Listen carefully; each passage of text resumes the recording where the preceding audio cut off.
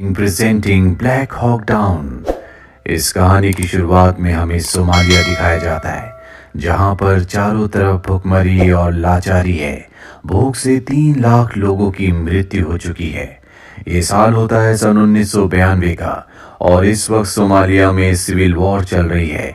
लोग एक दूसरे से लड़ रहे हैं। हालांकि यूनाइटेड नेशन ने सोमालिया के लोगों के लिए कई बार खाना भेजा है, लेकिन यहाँ पर एक ग्रुप का लीडर है जिसका नाम है मोहम्मद फराह अदील। वो कभी भी खाने की चीजें आम लोगों तक नहीं पहुंचने देता। इसके लोग पहले सभी तरह की एड पर अपना कब्जा कर लेते हैं, और यही कारण है कि यहाँ चारों तरफ त्राही मौम मचा हुआ है।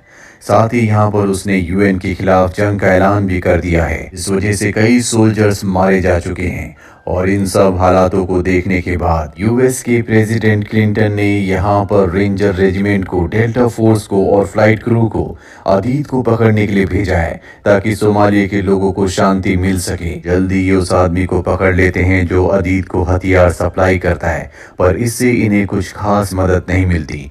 अगर इन्हें सोमालिया में शांति चाहिए तो इन्हें अदीद को और उसके खास लोगों को मारना होगा। अब इन्हें इंफॉर्मेशन मिलती है कि अदीद के 2 खास एडवाइजर वो मार्केट में आने वाले हैं। इन्हें पकड़ना बहुत ही जरूरी है, और आज तारीख होती है 3 अक्टूबर सन 1993। जनरल प्लान बनाते हैं कि किस तरह से इन दोनों को पकड़ना होगा। इस मिशन का नाम रखा जाता है मिशन टेम्पल। इस मिशन को 30 मिनट में पूरी तरह से अंजाम देना होगा। सबको अपना काम समझा दिया जाता है। मार्केट में इन्हें सबसे पहले उस बिल्डिंग के बारे में पता लगाना होगा जिसमें अदीद के 2 खास लोगों की आज मीटिंग है। इसके लिए ये अपने एक जासूस को वहां भेज देते हैं। अब क्योंकि मिशन आधे घंटे का ही होता है, इसीलिए जितने भी सोल्जर्स होते हैं वो ज्यादा से ज्यादा हथियार और गोला बारूद लेते हैं। कोई भी नाइट विजन ग्लासेस या खाने की सप्लाई नहीं लेता। जल्द ही इनका जासूस इन्हें बता देता है कि मार्केट की कौन सी बिल्डिंग में अदीद के 2 खास लोग मीटिंग कर रहे हैं, और अब ये 160 सोल्जर्स, इसमें से अधिकतर गाड़ियों में होते हैं और कुछ लोग ब्लैक हॉक हेलीकॉप्टर में, ये सब के सब मार्केट की तरफ बढ़ चलते हैं। पर अदीद के लोगों को पहले पता चल जाता है कि यहाँ पर आर्मी आ रही है, इसीलिए उनका मुकाबला करने के लिए सब के सब तैयार हो जाते हैं। जल्दी अमेरिकी सेना उस बिल्डिंग के बाहर पहुंच जाती है जिसके अंदर अदीद के खास लोग हैं। वो बिल्डिंग के अंदर जाकर उन्हें गिरफ्तार कर लेते हैं, और जब वो बाहर आते हैं तो देखते हैं कि बहुत सारे सोमालिया के लोग जो कि अदीद के लिए काम करते हैं, इनके ऊपर गोलियां चलाना शुरू कर देते हैं, जिसमें एक सोल्जर जख्मी भी हो जाता है। बाकी के सोल्जर उसे गाड़ी तक पहुंचाते हैं। हालांकि यूएस के सोल्जर सभी लोगों को, सभी कैदियों को गाड़ी में बैठा देते हैं, पर यहाँ से निकलना इतना आसान नहीं है, क्योंकि अदीद के लोग इन पर लगातार गोलियां चला रहे होते हैं। इससे यूएस का वो सोल्जर शहीद हो जाता है जो गाड़ी के ऊपर लगी हुई मशीन गन से अदीद के लोगों के ऊपर हमला कर रहा था। साथ ही ऊपर जो ब्लैक हॉक हेलीकॉप्टर होता है, जो इनकी गाड़ियों के साथ चलकर इन्हें कवर दे रहा होता है, उस पर भी अदीद के लोग हमला करते हैं, और वो क्रैश होकर शहर के बीचों बीच गिर जाता है। इसमें सोल्जर फंस जाते हैं, क्योंकि चारों तरफ अदीद के लोग हैं। इसीलिए यूएस के सोल्जर अपने साथियों को बचाने के लिए हेलीकॉप्टर के पास पहुंच जाते हैं, लेकिन अदीद के लोगों के पास खतरनाक हथियार हैं जिनका सामना करना इतना आसान नहीं होगा। वो अमेरिकी सैनिकों के ऊपर लगातार गोलियां चला रहे होते हैं। वहीं बाकी गाड़ियों को दिखाया जाता है जिसमें अदीद के लोगों को बंदी बनाकर यहाँ से ले जाया जा रहा है, पर शहर से बाहर निकलने का रास्ता इतना आसान नहीं है, इसीलिए हेलीकॉप्टर से इन सबको गाइड किया जा रहा होता है। वहीं वो जवान जो हेलीकॉप्टर में फंसा हुआ है, वो देखता है कि उसके सामने सोमालिया के बहुत सारे लोग हैं जिनके हाथों में हथियार हैं, और वो अकेला इतने सारे लोगों का सामना नहीं कर सकता। वहीं दूसरे सोल्जर को दिखाया जाता है जो अपनी जान बचाने के लिए घर के अंदर चला जाता है। जल्दी उसे एहसास हो जाता है कि ये घर नहीं बल्कि स्कूल है, क्योंकि वहां पर एक टीचर और कुछ बच्चे होते हैं जो उसे देखकर डर जाते हैं। इसीलिए वो पिछले दरवाजे से निकल जाता है, पर जैसे वो बाहर जाता है वो फिसल कर गिर जाता है। वो देखता है कि उसके सामने एक आदमी और एक बच्चा है, उनके पास भी हथियार होते हैं। बच्चा उस पर गोलियां चलाता है, लेकिन वो इतना ट्रेन नहीं होता, इसीलिए गलती से वो अपने पिता को ही मार देता है। तो देखकर वो घबरा जाता है और अपनी गन फेंक कर अपने पिता के पास जाता है। इस मंजर से हमें पता चलता है कि सोमालिया के हालात कैसे हैं।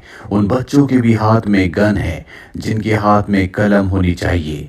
वहीं कुछ सोल्जर वापस अपने बेस में पहुंच जाते हैं, इनके साथ कुछ कैदी हैं और कुछ जख्मी सिपाही भी हैं। वो उन्हें बेस पर छोड़ने के बाद वापस अपने साथियों को बचाने के लिए निकल पड़ते हैं। ये मार्केट में हमें क्रैश हुए ब्लैक हॉक हेलीकॉप्टर के पास उस सोल्जर को दिखाया जाता है जो जख्मी है।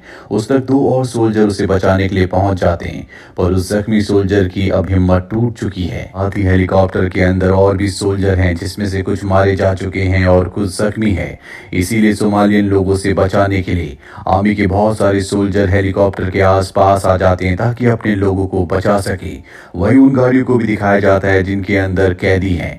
उन्हें शहर से बाहर निकालने में बहुत मुश्किल हो रही होती है, क्योंकि घरों की छत पर अदीद के लोग होते हैं जो लगातार इनके ऊपर फायरिंग कर रहे होते हैं, जिसमें अदीद के खुद के लोग भी जो गाड़ियों के अंदर हैं वो भी जख्मी हो रहे होते हैं। साथ ही आसमान में ब्लैक हॉक हेलीकॉप्टर्स भी होते हैं जो गाड़ियों को कवर दे रहे होते हैं। और एक हेलीकॉप्टर उस जगह पर आता है जहां पर पहले वाला हेलीकॉप्टर क्रैश हुआ है। वहां पर वो 2 डॉक्टर्स को उतारता है। हालांकि उस हेलीकॉप्टर के ऊपर भी हमला किया जाता है, लेकिन वो किसी तरह से बचकर यहाँ से निकल जाता है। वही डॉक्टर क्रैश हेलीकॉप्टर के अंदर पहुंचते हैं और देखते हैं कि 2 सोल्जर शहीद हो चुके हैं, जबकि 2 जख्मी हैं। इन दोनों का इलाज यहीं पर करना होगा, क्योंकि अगर इन्हें अपनी जगह से हटाया गया तो इनकी मृत्यु हो जाएगी। डॉक्टर उनका इलाज वहीं पर करना शुरू कर देते हैं। वहीं अदीद के लोग आसमान में उड़ रहे ब्लैक हॉक हेलीकॉप्टर्स के ऊपर हमला करते हैं और एक बार फिर से उनका निशाना बिल्कुल सही लगता है। एक और ब्लैक हॉक हेलीकॉप्टर क्रैश हो जाता है और ये क्रैश पहले क्रैश हुए हेलीकॉप्टर से कुछ ही दूर पर होता है। इस हेलीकॉप्टर के अंदर 2 पायलट्स हैं। वहीं हमें दिखाया जाता है कि बहुत सारे यूएस सोल्जर अब अपने साथियों को बचाने के लिए अंदर आना चाहते हैं, लेकिन अदीद के लोग जिनके पास बहुत ही खतरनाक हथियार है वो उन हथियारों से इनके ऊपर हमला कर रहे होते हैं, जिनका सामना करने में अमेरिकन सोल्जर्स को बहुत तकलीफ हो रही होती है। बहुत सारे सोल्जर्स अब जख्मी भी हो चुके हैं। वो सब के सब एक घर के अंदर होते हैं। वहीं हमें बहुत सारे ब्लैक हॉक हेलीकॉप्टर्स को दिखाया जाता है जो वापस लौट चुके हैं, क्योंकि अब अमेरिकन और ज्यादा ब्लैक हॉक हेलीकॉप्टर्स को खोने का रिस्क नहीं लेना चाहते। वहीं कुछ सोल्जर्स अब उस तरफ निकल पड़ते हैं जहां पर इनका दूसरा ब्लैक हॉक हेलीकॉप्टर क्रैश हुआ था, पर अब सोमालिया के लोग वहां पहुंच चुके हैं। पर आसमान में जो हेलीकॉप्टर उड़ रहा था वो जमीन पर आकर वहां पर 2 सोल्जर्स को उतारता है ताकि वो अपने साथियों की रक्षा कर सके। उनके आगे बहुत सारे अदीद के सोमालियन लोग हैं। वो उन पर गोलियां चलाते हैं और जब वो हेलीकॉप्टर के पास आते हैं तो देखते हैं कि 2 में से एक की मृत्यु हो चुकी है और दूसरा जो पायलट है उसकी टांग की हड्डी टूट चुकी है। इसीलिए वो उस पायलट को निकाल कर एक घर के अंदर ले जाते हैं और खुद दोनों के दोनों बाहर आ जाते हैं ताकि वो सोमालियन लोगों को रोक सके। हालांकि ये ऑपरेशन मात्र आधे घंटे का था, लेकिन अब यहाँ पर इन्हें कई घंटे हो चुके हैं और अंदर जितनी भी गाड़ियां होती हैं वो भी अब शहर से बाहर निकल रही हैं।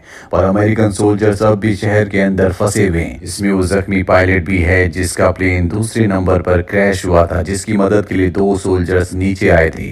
वो दोनों के दोनों सोल्जर्स अदीद के लोगों का सामना कर रहे होते हैं, पर जल्दी अदीद के लोग उन दोनों को भी शहीद कर देते हैं और वो अंदर आ जाते हैं जहां पर पायलट है। वो पायलट को मारने वाले होते हैं कि अदीद के लोग यहाँ पर आ जाते हैं और कहते हैं कि अदीद ने इस पायलट को जिंदा पकड़ने के लिए कहा है ताकि हम अमेरिका की गवर्नमेंट से इस पायलट के बदले सौदा कर सके। वहीं दूसरी तरफ जनरल को दिखाया जाता है जो कंट्रोल रूम से सबको कमांड दे रहा होता है। वो पाकिस्तानी आर्मी जिनका बेस आसपास ही होता है उन्हें कहता है कि तुम्हें अपने सोल्जर्स को यहाँ पर भेजना होगा। पाकिस्तान की आर्मी कहती है कि हमें इसमें कुछ वक्त लगेगा। वहीं वो हेलीकॉप्टर जो सबसे पहले क्रैश हुआ था उसके अंदर सोल्जर्स का इलाज चल रहा होता है। चारों तरफ उसके जो सोल्जर्स होते हैं वो उस हेलीकॉप्टर को प्रोटेक्ट कर रहे होते हैं और तभी एक सोल्जर के पैर पर गोली लग जाती है। उसका खून बह रहा होता है। उसे मेडिकल ट्रीटमेंट नहीं दिया गया तो उसकी मृत्यु हो जाएगी, लेकिन आसमान में कोई भी हेलीकॉप्टर नहीं है जो उसकी मदद के लिए नीचे आ सके। इसीलिए वो सोल्जर को एक कमरे में ले जाते हैं, उसकी ब्लीडिंग को बंद करने की कोशिश करते हैं, पर इससे पहले कि वो उसकी ब्लीडिंग को बंद कर दे उसकी भी मृत्यु हो जाती है। वहीं जनरल प्लान बनाते हैं कि अब जो इनके सोल्जर शहर के अंदर फंसे हुए हैं वो रोशनी जलाकर ये इशारा दे कि दुश्मन कहाँ पर हैं।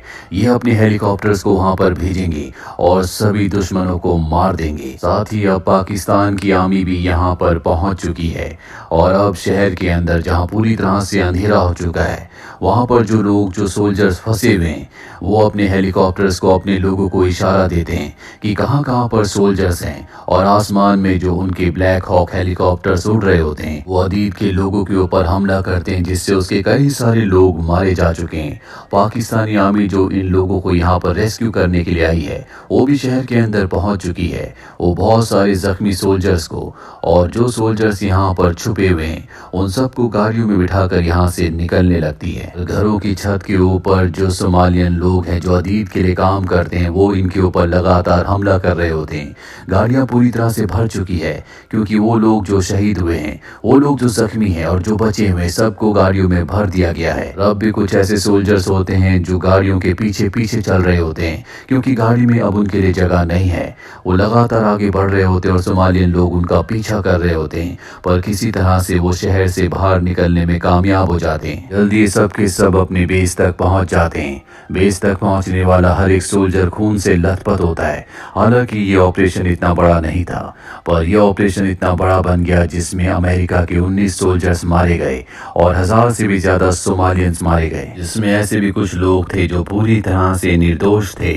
वापस आने के बाद अब एक बार फिर से कुछ अमेरिकन सोल्जर्स वापस जाने के लिए तैयार है क्योंकि अदीद अब भी जिंदा है, वो पकड़ा नहीं गया। साथ ही हो सकता है कि अब भी कुछ अमेरिकन सोल्जर्स अंदर हो। जनरल को ये पूरा मंजर देखकर बहुत दुख होता है क्योंकि मात्र 2 लोगों को पकड़ने के लिए इतने सारे लोग मारे गए। उनका एक पायलट अब भी हदीद के लोगों के कब्जे में है, पर 11 दिनों के बाद उसे छोड़ दिया जाता है। अमेरिका के प्रेसिडेंट क्लिंटन अपने सभी सोल्जर को सोमालिया से वापस बुला लेते हैं और उन सभी सोल्जर्स को मेडल दिए जाते हैं जिन्होंने उस मिशन में हिस्सा लिया था, पर वो अदीद का पीछा नहीं छोड़ते और 1 अगस्त 1996 में 61 साल की उम्र में अदीद को मार दिया जाता है। दरअसल सोमालिया में ये 2 कम्युनिटी के बीच में वॉर थी जिसमें से एक कम्युनिटी को अदीद लीड किया करता था, इसीलिए वो दूसरी कम्युनिटी पर अत्याचार करता था, उन तक कोई भी खाने पीने की चीज नहीं पहुंचने देता था और इसी वजह से 3 लाख लोग मारे गए। ये सोमालिया में घटी सच्ची घटना पर बनी फिल्म है। उम्मीद करते हैं कि इस फिल्म की कहानी आपको पसंद आई होगी।